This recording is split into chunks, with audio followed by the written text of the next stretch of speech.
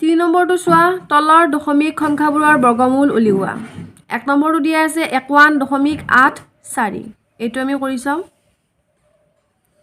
চোৱা ইয়াতে আছে 51.84 সো আমি দশমিকটো বাদ দি যদি চাওঁ এইটো এটা আমাৰ এটা সংখ্যা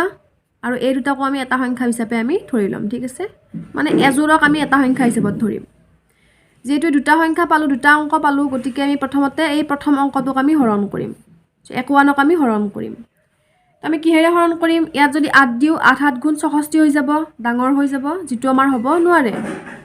গতিকে 7 দিম 7 7 গুণ 49 হৈ গ'ল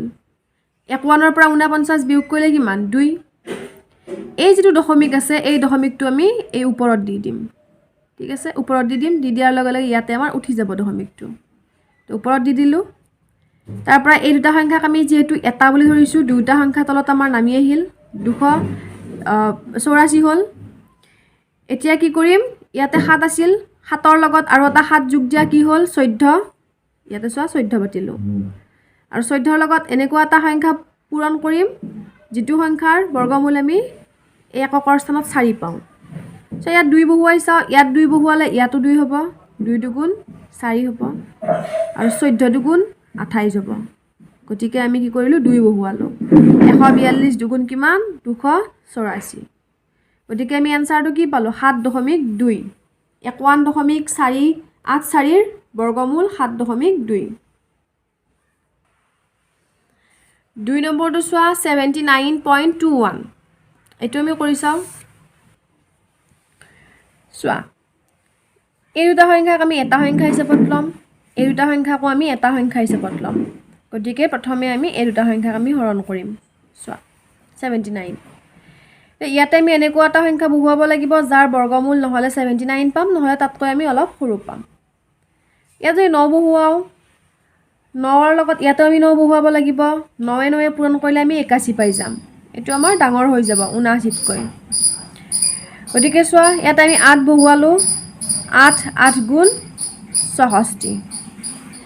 এতিয়া চোৱা 9ৰ পৰা 4 বিয়োগ কৰিলে 5 7ৰ পৰা 6 বিয়োগ কৰিলে 1 15 পালো আৰু এই দুটা সংখ্যাকো যেহেতু আমি এটা সংখ্যা হিচাপে ধৰিছো গতিকে দুটা সংখ্যাক আমি তলত নমাই নিলো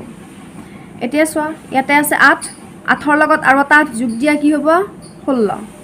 এটো 16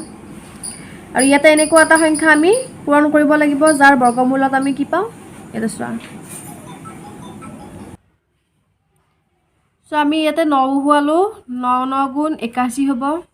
সো ইয়াত যদি আমি 9 বহুৱাও ইয়াতে আমি 9 বহুৱাব লাগিব আৰু মই কৈছিল যে এই যে দশমিকটো আমি এই দুটা হৰণ কৰিলো নহয় এই যে দশমিকটো আছে দশমিকটো আমি ইয়াতে ওপৰত আমি দি দিম দি দিলে ইয়াতে আমাৰ দশমিকটো উঠি যাব ঠিক আছে 9 দিলু ইয়াতেও 9 দিলু এতিয়া 169 ৰ লগত 9 পূৰণ কৰিলে আমি কি পাম 1521 পাম গতিকে 79.21 ৰ বৰ্গমূল কি হ'ব 8.9 সো 3 নম্বৰটো কি আছে 98.01 সো ইয়াতে চোৱা এই দুটা সংখ্যাক আমি এটা সংখ্যা বুলি ধৰো আকৌ এই দুটা সংখ্যাকো আমি এটা সংখ্যা বুলি ধৰো গতিকে আমি এই দুটা সংখ্যা প্ৰথমে হৰণ কৰিম 98ক 98ক এতিয়া ইয়াতে আমি কি দিম 9 দিম 9 9 গুণ কিমান 81 ইয়াত যদি 10 দিলু হয় 10 10 গুণ 100 হৈ যাব যেটো আমাৰ হ'ব নোৱাৰে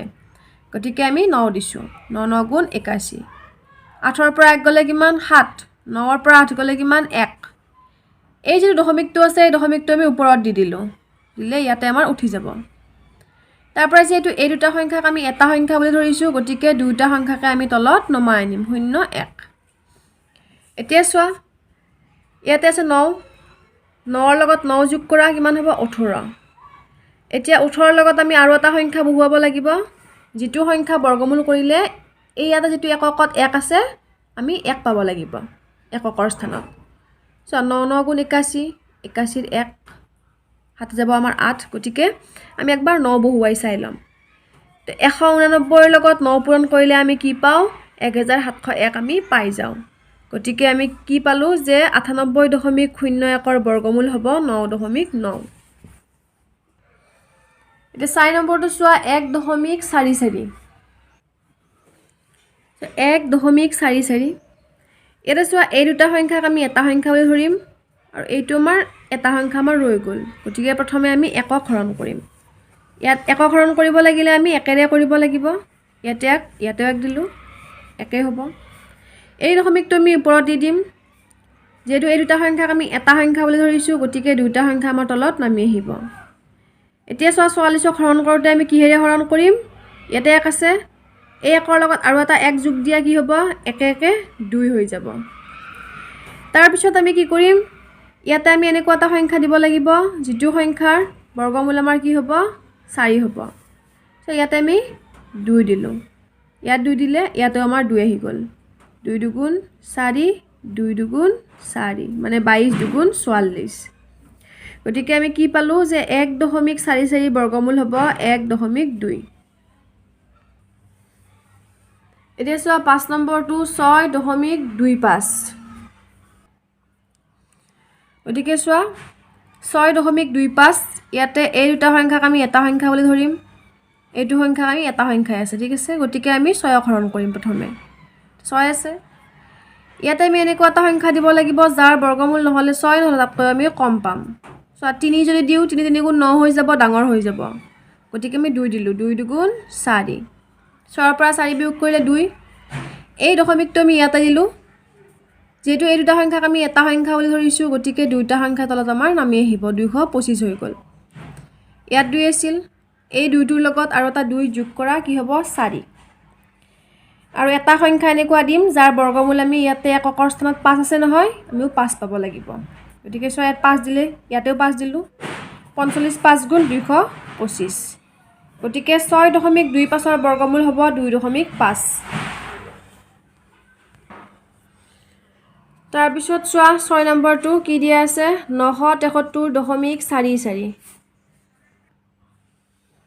চোৱা ইয়াতে আমাৰ এই দুটা সংখ্যাক এটা সংখ্যা এই দুটা সংখ্যাক এটা সংখ্যা আৰু ইয়াতে আমাৰ এটা সংখ্যা ৰৈ গ'ল 9 গতিকে আমি 9ক হৰণ কৰিম ইয়াত 3 দিলোঁ 3 গুণ 9 এই দুটা সংখ্যাক আমি এটা বুলি ধৰোঁ গতিকে দুটা সংখ্যা আমাৰ নামিল 73 হ'ল 3ৰ লগত আৰু 3 যোগ কৰা 6 ইয়াতে 3 আছে নহয় গতিকে ইয়াত দিলোঁ আমি 1 ইয়াত 1 দিয়াৰ লগে লগে ইয়াতে 1 কাৰণ ইয়াত যদি আমি 2 দিওঁ ইয়াতেও 2 দিব লাগিব তেতিয়া আমাৰ 73তকৈ সংখ্যাটো আমি বেছি পাই যাম গতিকে আমি 1 দিছোঁ 61ৰ লগত 1 পূৰণ কৰিলে আমি 61 পাম 3ৰ পৰা 1 বিয়োগ হ'লে 2 7ৰ পৰা 6 গ'লে 1 এই দুটা সংখ্যাকো আমি কি ধৰিছিলোঁ এটা সংখ্যা বুলি ধৰিছিলোঁ গতিকে ইয়াতে আমাৰ দুটা সংখ্যা নামি আহিল এতিয়া চোৱা ইয়াত 6 আছিল 6 দিলোঁ ইয়াতে 1 আছিল 1ৰ লগত আৰু এটা 1 যোগ কৰা কি হ'ব 2 হৈ যাব আৰু যেহেতু ইয়াতে 4 আছে গতিকে ইয়াতে আমি 2 দিলোঁ কাৰণ এই 2টোৰ বৰ্গমূল আমি 4 পাম 2 দুগুণ 4 এতিয়া 622ৰ লগত 2 পূৰণ কৰিলে আমি কি পাম 1244 পাম তাৰ মানে 973.44ৰ আমি বৰ্গমূল কি পালোঁ 4 নম্বৰ কুৱেশ্যনটো আমি আলোচনা কৰিম সো দিয়া আছে এখন আয়তাকৃতিৰ পথাৰৰ দিশ 35 মিটাৰ আৰু প্ৰস্থ 12 মিটাৰ ইয়াৰ কৰ্ণডালৰ দিশ কিমান হ'ব বুলিওৱা আয়তাকৃতিৰ পথাৰৰ দিশ বুলি কৈছে এইটো আমি কি কৰিম পাইথাগোৰীয় সূত্ৰত আমি বহুৱাই আমি কৰ্ণডালৰ মান আমি উলিয়াম সো দিয়া আছিল আয়তাকৃতি পথাৰখনৰ দিশ মানে কি a কিমান 35 মিটাৰ আৰু প্ৰস্থ মানে b 12 মিটাৰ আমাক উলিয়াব দিছিল কৰ্ণডালৰ দিশ সো পাইথাগোৰীয় সূত্ৰৰ মতে কি আছিল c square = a square + b square এটো তোমালোকৰ কিতাপত দিয়া আছে তোমালোকে মুখস্থ কৰি ল'বা ঠিক আছে এটা c স্কয়াৰ মানে হ'ল কৰ্ণ a স্কয়াৰ মানে চোৱা এৰ মান পাইছিলো আমি 35 a স্কয়াৰ আছে গতিকে 35 স্কয়াৰ প্লাস b আছে 12 স্কয়াৰ এতিয়া আমি মান উলিয়াম চোৱা c স্কয়াৰ = 35 স্কয়াৰ কৰিলে কিমান হ'ব 35 স্কয়াৰ মানে কি দুটা 35 আমাৰ পূৰণ হ'ব ঠিক আছে মানে 35 * 35 কিমান হ'ব আমাৰ 1225 যোগ 12 স্কয়াৰ কৰিলে কি হ'ব 12 144 এই দুটা যোগ কৰি আমি কিমান পাম 1369 সো ইয়াতে স্কয়াৰ আছিলে গতিকে যদি আমি স্কয়াৰটো উঠাই দিও আমাৰ ইয়াতে ৰুট ওভাৰত আমাৰ আহি যাব ঠিক আছে ৰুট ওভাৰত আহিল 1369 ৰুট ওভাৰটো উঠাব লাগিলে আমি এইটোকো আমি আকৌ স্কুৱেৰ কৰিব লাগিব স্কুৱেৰ কৰিলেহে আমাৰ ৰুট অভাৰটো উঠি যাব গতিকে কিমান হ'ব স্কুৱেৰ কৰিলে 37 হ'ব ঠিক আছে গতিকে কৰ্ণডালৰ মান হ'ব 37 মিটাৰ